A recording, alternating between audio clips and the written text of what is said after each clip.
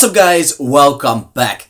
Today we're going to check out Monster Rancher 1 and 2 DX on Nintendo Switch. And before we do that, yes, I'm aware this is becoming somewhat of a KoeiTecmo show. I can't help it, they just released a lot of stuff lately. But remember this guy, Monster Rancher 1 and 2 DX, which will take the world by storm. Thank you. Now let me pause you right there. Well, not quite. Not quite so. No. To be honest, I am a little bit disappointed in the release of Monster Rancher 1 and 2 DX for reasons we'll get into. But most notably, it didn't age very well. Yes, it is a DX version, so there's some quality of life upgrades here, much needed, so I should add. But all in all, it just fell a little bit short of the mark, at least my mark. But please bear with me, let's go dive in, check out both of the games and why I think it should have been improved more, but also definitely highlight some of the good things because it is addictive as anything. So without further ado, let's dive in.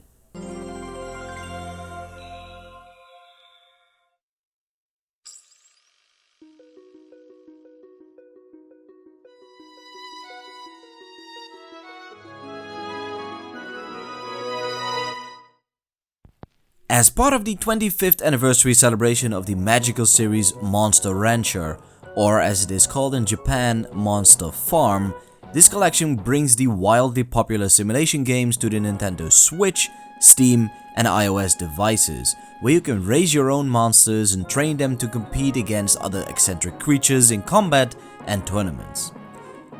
A key thing here though, whereas Monster Rancher 1 came out in Japan and North America on the original Sony PlayStation, it was never released in Europe, making it a first in the long-running series. Let me just clear up one confusion right off the bat. Monster Rancher is not in the slightest related to or in any way similar to Pokemon. In the latter, you catch monsters in the wild and use them in turn-based fights whilst you traverse the lands. In Monster Rancher, you acquire monsters through summoning sessions or by outright buying them. You need to feed them and eventually use them in fights in a real-time combat system. Monster Rancher 1 and 2 DX collection contains the first two outings in a remastered setting. Monster Rancher 1, originally released in 1997, is a classic in many ways, and I am sure that longtime fans of the series can appreciate the deluxe treatment at display here. It's a great introduction in which you'll soon get the hang of acquiring monsters and raising them through training sessions, giving them the right kind of food for as long as you can afford it, send them to training camps in order to learn new skills and improve their stat points, and finally put their fighting skills to the test in battle. In this game, it is very important to build a solid relationship with your monster by finding the right balance between all of these activities. It all starts with summoning sessions, which have been reworked rather smartly. Whereas in the original release, you could pop in virtually any music CD you might have standing on your shelf and see a random monster appear on your screen. In the DX edition, you have to make do with a virtual library.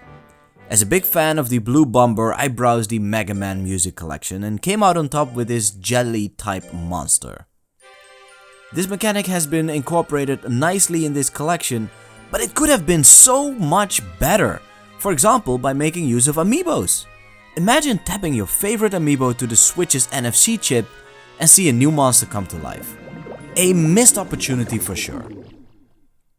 Once you've gained your monster, putting it through a training regime is a lot of fun, with plenty of options to work on various stats and cute little animations to go along with it. But it is very time consuming, very grind heavy.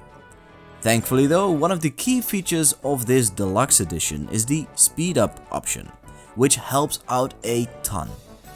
To mix it up though, you'll have to feed your monster, including snacks and other items, which might cheer up your overworked body and keep its spirits up. When you've reached a point where you're happy with the way your monster is shaping up, you can freeze it so as to bring it over to Monster Rancher 2 DX and use it there, or combine it with another monster entirely. This is a great way to reward all the time and effort you'll be putting in effectively breeding and raising your monsters.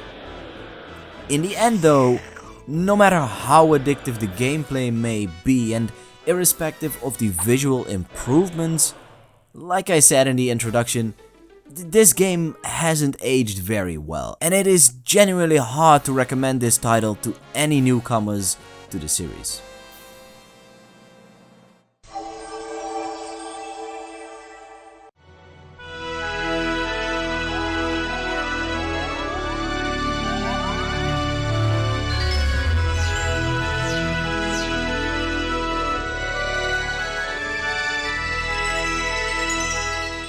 Monster Rancher 2DX picks up where the first one ended, in that it is much of the same, but better executed with better graphics, new monsters, more intuitive UI and all that. It features a completely different intro animation, and the first thing which you'll be doing is taking a so-called type test and choosing your starting monster. Even though my starting monster is the poster boy, I went out of my way and summoned one of my favorite characters, the Dead or Alive exclusive monster, Kasumi, who is a pixie in this game, wings and all, and a A-tier monster to boot. If you're still scratching your head over who she is, well, Kasumi is one of the main protagonists in the Dead or Alive series. She has made several appearances in the Ninja Gaiden series. She's played a role in the Fatal Frame or Project Zero series, and she is part of the Orochi Warriors roster, just to name a few. This is one of the reasons why I have so much respect for KoeiTecmo. They truly value their IPs in ways other developers can only dream of. Like I just mentioned, you can freeze monsters and bring them over from the first game, or freeze monsters in the current game and take it from there. Buying a monster is one thing, summoning one is next level, but the game becomes so much more interesting when you start combining them in order to create entirely new ones, like this somewhat mutated Kasumi over here. Both games feature one of the weirdest battle systems I have ever come across in RPGs, in which you don't select an attack per se, but the attack is selected based on the distance to your opponent. So you move forward or backwards and press the attack button in time in order to execute an attack and hope it lands. This system does take some time getting used to, but I can't say I'm a big fan of it at all.